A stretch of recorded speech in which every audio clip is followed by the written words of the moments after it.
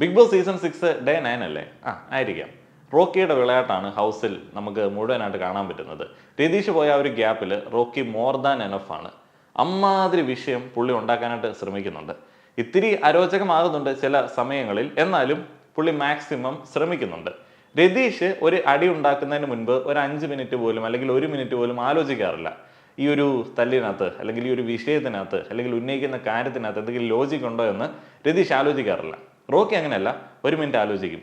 ഇവിടെ ഇങ്ങനെ ഒരു നമ്പർ ഇറക്കിയാലോ, അല്ലെങ്കിൽ ഇന്ന ഒരു വിഷയം ഇവിടെ റൈസ് ചെയ്തിട്ട് ഒരു വിഷയം ഉണ്ടാക്കിയാലോ, എന്നീ കാര്യങ്ങളെ കുറിച്ചിട്ട് റോക്കി ആലോചിക്കും. അതിൻ്റെ ഒരു പെർഫെക്റ്റ് എക്സാമ്പിൾ ആയിരുന്നു റസ്മിൻ ആൻഡ് റോക്കി തമ്മിലുള്ള ഒരു വാക്കേറ്റം. ആ വാക്കേറ്റം ഭയങ്കര ഹൈയിലേക്ക് പോയി. റസ്മിൻ്റെ ഒരു അപ്രോച്ച് നമുക്കറിയാം, ചാടി വീണ് ആക്രമിക്കുന്ന ടൈപ്പാണ്. റോക്കി ഇങ്ങനെ പറഞ്ഞ് ഫൈറ്റ് ചെയ്ത് നിൽക്കുന്ന ഒരു ടൈപ്പാണ്. റസ്മിൻ്റെയൊക്കെ കൈ ബിഗ് ബോസിൻ്റെ റൂൾസ് കാരണം കെട്ടിയിട്ടില്ലായിരുന്നു എന്നുണ്ടെങ്കിൽ ഉറപ്പായിട്ടും റോക്കിക്ക് ഒരെണ്ണം കിട്ടിയേനെ എന്ന് എനിക്ക് തോന്നിപ്പോയി. അമ്മാതിരി അലമ്പായിരുന്നു. ഈ ലോജിക്കിനെ കുറിച്ചിട്ട് റോക്കി ആലോചിക്കുന്ന സമയത്തും റോക്കി പറയുന്ന കാര്യത്തിനകത്ത് വലിയ സംഭവമൊന്നുമില്ല. Physical education and physical training രണ്ടും ഡിഫറൻ്റ് ആണ് എന്നുള്ളത് അത്യാവശ്യം ആളുകൾക്കൊക്കെ അറിയാം. അപ്പോൾ ഇന്ന് മോർണിംഗ് ആക്ടിവിറ്റിയുടെ ഭാഗമായിട്ട് റസ്മിന് കിട്ടിയ ഒരു ടാസ്ക് അവിടെയുള്ള ആളുകൾക്കൊക്കെ ഫിസിക്കൽ എഡ്യൂക്കേഷൻ കൊടുക്കുക, ബേസിക് എക്സസൈസ് ഒക്കെ പറഞ്ഞു കൊടുക്കുക. അപ്പോൾ ഫിസിക്കൽ എഡ്യൂക്കേഷൻ, ബേസിക് എക്സസൈസ് ഇതൊക്കെ റസ്മിൻ അവിടെ ഒരു സെഷനായിട്ട് അറേഞ്ച് ചെയ്ത സമയത്ത് റോക്കിക്ക് അതിനകത്തൊരു വിയോജിപ്പ്. എന്താണെന്ന് വെച്ച് കഴിഞ്ഞാൽ ഡ്രസ് കോഡ് പാലിച്ചില്ല. അപ്പോൾ റോക്കി ഉദ്ദേശിക്കുന്നത് ഫിസിക്കൽ ട്രെയിനിങ് ഉണ്ടല്ലോ, ജിമ്മിലൊക്കെ ഉള്ള ആ ഒരു ഡ്രസ് കോഡൊക്കെ ആളുകൾ പാലിക്കേണ്ടതുണ്ടല്ലോ.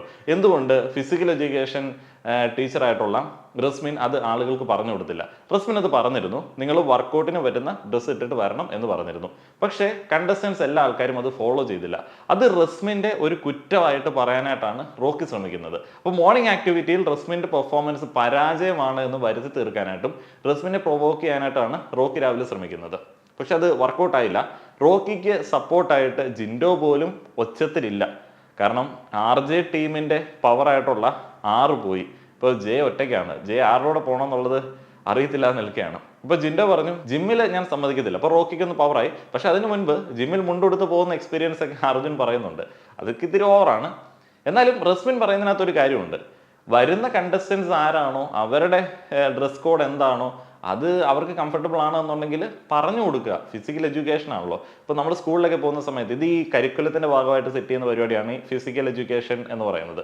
ഇപ്പം സ്കൂളിലും കോളേജിലൊക്കെ പിള്ളേർ ഏത് വസ്ത്രം ഇട്ടിട്ടാണോ വരുന്നത്, അപ്പോൾ അവർക്ക് ബേസിക് ആയിട്ട് ഇതിനെക്കുറിച്ചിട്ട് പറഞ്ഞു കൊടുക്കുക. അപ്പോൾ ആ ഒരു വസ്ത്രമൊക്കെ ഇട്ടിട്ട് തന്നെ നമ്മൾ സ്കൂൾ യൂണിഫോം ഇട്ടിട്ടല്ലേ പണ്ടൊക്കെ ഈ ഫിസിക്കൽ എഡ്യൂക്കേഷൻ ക്ലാസ്സിൽ അറ്റൻഡ് ചെയ്തുകൊണ്ടിരുന്നത്. അപ്പം അത്ര ഉള്ള പരിപാടി അതൊരു വലിയ സംഭവമായിട്ട് പൊക്കിക്കൊണ്ട് വരാനായിട്ട് റോക്കി ശ്രമിക്കുന്നുണ്ട്.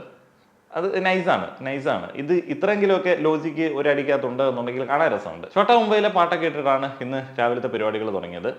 രാവിലെ തന്നെ ഫുഡുമായി ബന്ധപ്പെട്ട ഡിസ്കഷൻസ് ഒക്കെ കാര്യമായിട്ടുണ്ടായിരുന്നു. രതീഷിൻ്റെ ഒരു പോക്കിനെ കുറിച്ചിട്ട് അവലോകനം നടത്തുന്ന ആളുകൾ അവിടെ ഉണ്ട്. അൻസിബയ്ക്ക് ചെറിയൊരു വിഷമമുണ്ട്. കാരണം അൻസിബയാണ് ആ ഒരു കാര്യം എടുത്ത് പറഞ്ഞത്. അതുകൊണ്ടാണ് രതീഷ് പോയത് എന്നുള്ള തോന്നൽ അൻസിബയ്ക്കുണ്ട്. സുരേഷ് ഏട്ടനും അത്തരത്തിൽ ഒരു ചെറിയ രീതിയിൽ ഡൗൺ ആയിട്ട് നിൽപ്പുണ്ട്. ശ്രീരേഖ ആൻഡ് ജാൻമണി ഇന്നലെ ഒരു ഡിസ്കഷനിലേക്ക് വന്നിരുന്നു. ഈ ക്യാപ്റ്റൻ പദവി അപ്സര ഇന്നലെ കരസ്ഥമാക്കിയല്ലോ, എന്തുകൊണ്ട് ബെഡ്റൂമിൽ വന്ന് കിടന്നില്ല? ആ ഒരു ഡിസ്കഷനിലേക്ക് പോയി. പക്ഷെ അങ്ങനെയല്ലല്ലോ, ഒഫീഷ്യലായിട്ട് ഇതിങ്ങനെ കൈമാറുന്ന എന്തോ ഒരു ചടങ്ങും പരിപാടിയൊക്കെ ഉണ്ടല്ലോ. അപ്പോൾ ഏതായാലും അപ്സര ശരിക്കും ഇന്നലെ തൊട്ട് തന്നെ ആ ഒരു ക്യാപ്റ്റൻ്റെ പവർ കാട്ടി തുടങ്ങിയിട്ടുണ്ട്.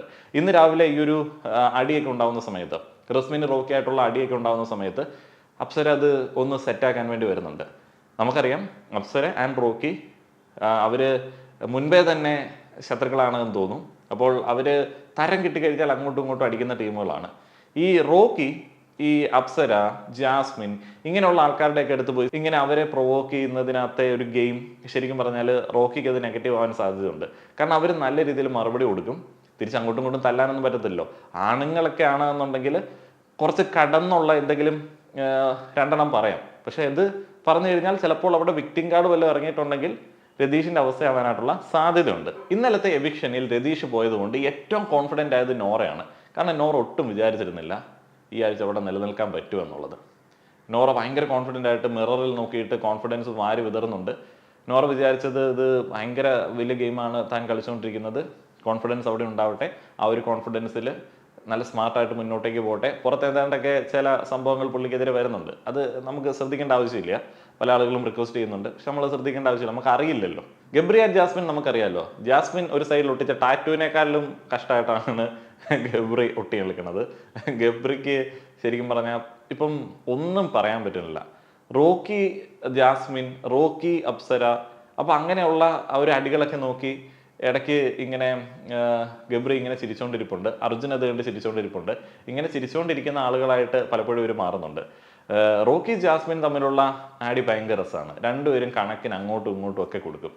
സിജോ ഒന്ന് ഹീറോ ആയപ്പോഴത്തേന് ഇത്തിരി പക്വതയോടെ സൈഡിൽ മാറി നിൽക്കുന്നതാണ് ഈ ദിവസത്തിൽ രാവിലെ കണ്ടത്. അത് നൈസാണ്. രതീഷ് പോയതുകൊണ്ട് ജിൻഡോ ഒന്ന് ഒതുങ്ങിയിട്ടുണ്ട്. അതുകൊണ്ട് മറ്റേ കൂതറ ഡയലോഗുകളൊന്നും എടുത്ത് സിജോയുടെ അടുത്തേക്ക് വരുന്നില്ല. സിജോയുടെ അടുത്തേക്ക് വന്നു കഴിഞ്ഞാൽ സിജോ അതിലും താഴേക്ക് പോകുന്ന ഒരാളായതുകൊണ്ട് ആ ലെവലിലേക്ക് ഇറങ്ങി വന്നു കഴിഞ്ഞാൽ മറ്റേ ഹീറോ ഇമേജ് പോകാൻ സാധ്യതയുണ്ട്. ഇതൊക്കെയാണ് ഹൗസിലെ ടോട്ടൽ കാര്യങ്ങൾ. ഏതെങ്കിലും വിട്ടുപോയിട്ടുണ്ടോ? നിഷാന ഭയങ്കര ഡൗൺ ആണ് കേട്ടോ. എങ്ങനെ കയറി വരും എന്നുള്ളത് അറിയില്ല. എവിക്ഷനിൽ വന്നു കഴിഞ്ഞാൽ പണി പാളാനായിട്ടുള്ള എല്ലാ സാധ്യതയുണ്ട്. പവർ ടീമിലായതുകൊണ്ട് ഇങ്ങനെ തട്ടിമുട്ടി പൊയ്ക്കോളും. നിങ്ങളുടെ അഭിപ്രായങ്ങൾ പറയുക. മാക്സിമം കമൻറ്റുകൾ ചെയ്യാനായിട്ട് ശ്രമിക്കുക. നന്ദി.